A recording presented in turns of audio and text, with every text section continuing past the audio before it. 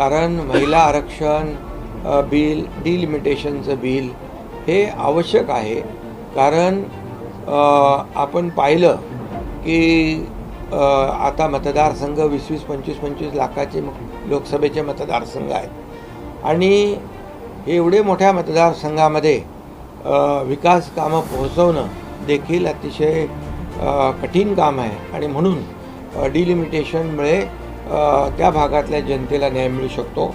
आणि त्याचबरोबर महिला आरक्षण जे आहे, महिला आरक्षण देशाचे प्रधानमंत्री नरेंद्र मोदीजींनी आणलं. इतके वर्ष फक्त चर्चा होती, परंतु आरक्षण विधेयक आणण्याची हिंमत मोदी साहेबांनी केली.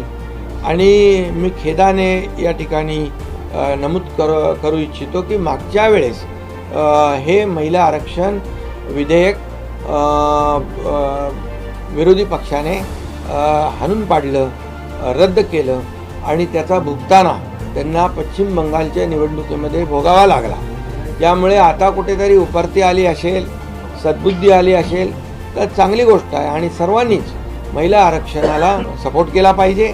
शेवटी महिला लाडक्या बहिणी ज्या आहेत, लाडकी बहीण महाराष्ट्रामध्ये लाडकी ठरली, लोकप्रिय झाली आणि आपल्याला मी सांगू इच्छितो की या महिला आरक्षणामुळे महिलांना देखील न्याय मिळेल आणि महिला देखील कर्तबगार महिला आहेत आणि त्यांना अधिकार मिळेल आणि खऱ्या अर्थाने विकासाचा जो काही वेग जो आहे त्यांना वाढवता येईल.